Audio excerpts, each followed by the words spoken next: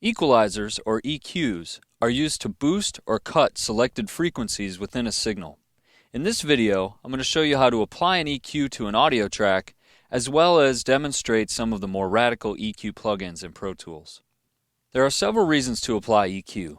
To improve the tone quality or the timbre of an instrument or voice, to create a special effect like a telephone vocal sound, to help a track stand out in the mix, to fix mic choice and placement problems like frequency problems, leakage, or noise issues, to make up for inadequacies in the recording equipment, to create a better blend of instruments, and to improve the overall sound of the mix if you're applying the EQ to the master output. Most home and car stereos have some form of equalizers. Even the simplest bass and treble controls are equalizers. Their purpose is the same as the EQ plugins you use to mix in Pro Tools.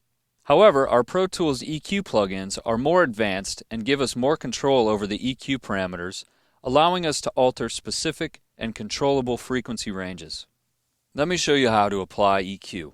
We'll start with a DigiDesign stock 7-band EQ. This EQ is a parametric EQ, which enables us to control three parameters: the central frequency, abbreviated here just as freak, the boost or cut, which is the gain, and the width of the affected frequency range, or Q. The central frequency is the frequency that you want to adjust. So if I grab this knob and move it, you'll see that the center frequency is moving here, this orange dot. For example, say you want to reduce the low-end muddy frequencies on an acoustic guitar. In that case, I'll dial this over to about 300 Hertz, because that's where mud likes to live in a mix. The gain is the amount of increase or decrease in amplitude that you want to apply to the center frequency. So if I boost this, you'll see the curve rise, and if I decrease it, you'll see it go down. If you want a slight reduction in the guitar part's mud, I would cut it by 1 to 3 dB. For a more drastic change, cut 6 to 9 dB. The third parameter, Q, is the width of the boost or cut region around the center frequency. So as you see, as I turn this knob, the width changes. A higher Q value yields narrow widths for affecting a smaller range of frequencies, while a low Q provides expanded widths to encompass a larger range of frequencies. And let's hear what this sounds like. So we've got the guitar part soloed. I'm going to change the gain to 0 and then press play, and I'll change the gain and we'll hear how that affects the sound.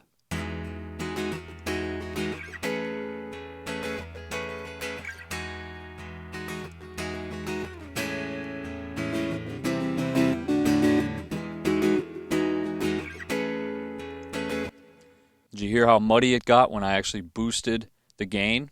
Now, when you're looking for the frequency that you want to adjust, try this technique. We call it the boost and twist. So you insert an EQ on a track like we have here, and you increase the gain pretty significantly. We'll bring it all the way up to 14 dB. And now we'll make the Q really high so that it's a very narrow band. And now what we do is play the track and then sweep with the frequency control to find the frequency that you want to boost or cut.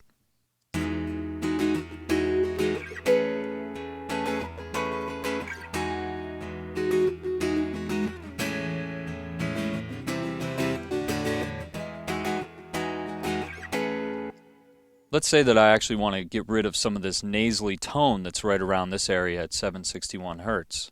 So now that I've found that frequency, I can adjust the gain, bring it down some, and then if I want to expand the width, I can either increase or decrease the Q.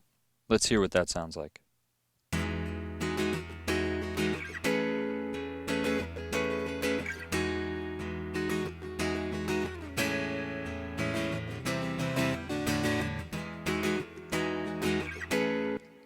It's a subtle change, but noticeable.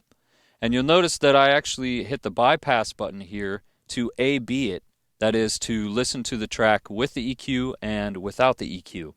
And one thing that we're also doing here is we are listening to this track in solo. Now, you don't want to just EQ while you're in solo. You also need to listen to the track with the rest of the tracks in the session. You could make this track sound amazing by itself, but it might not sound good in the mix. So don't EQ in a vacuum by keeping the track in solo. Let's move on to a common mixing practice called carving EQ holes. For example, let's say we have this acoustic guitar track and a vocal track.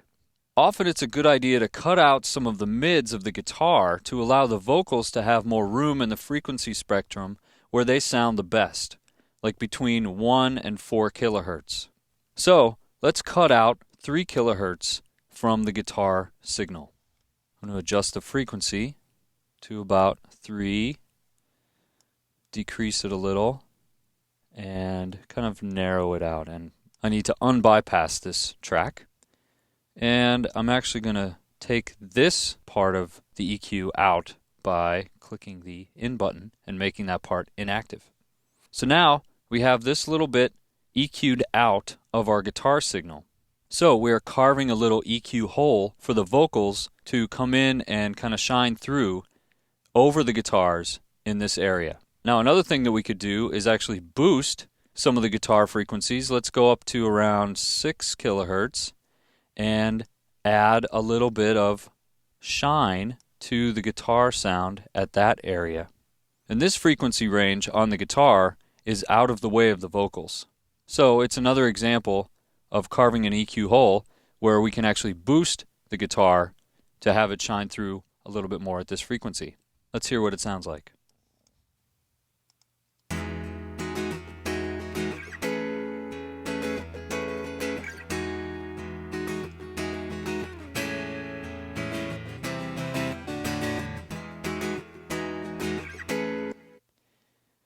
It takes out some of the bite from the mids that would allow the vocals to shine through.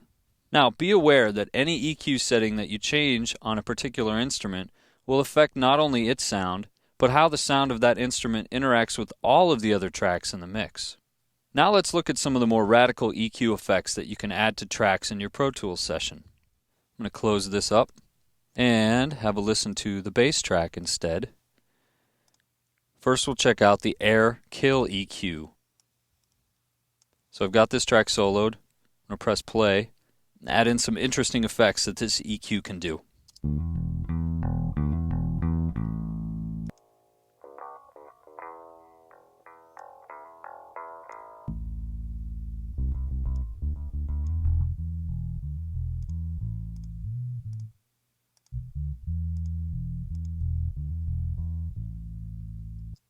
This plugin is a 3-band EQ with kill switches on each band, right here.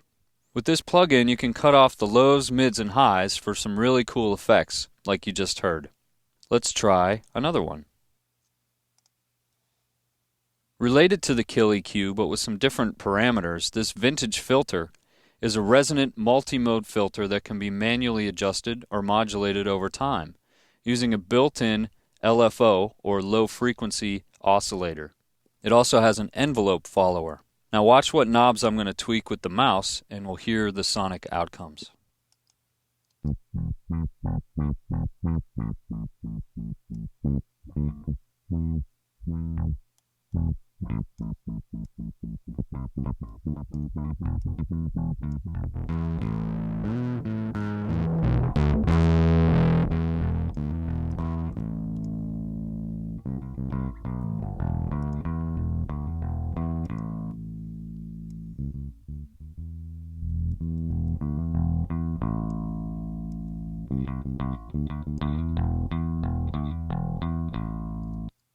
You've got a lot of opportunity to get creative with this plugin. So now you know how to properly EQ a track utilizing the boost and twist method. You can also sonically sculpt any track pretty radically with some of these EQ plugins that are available in Pro Tools.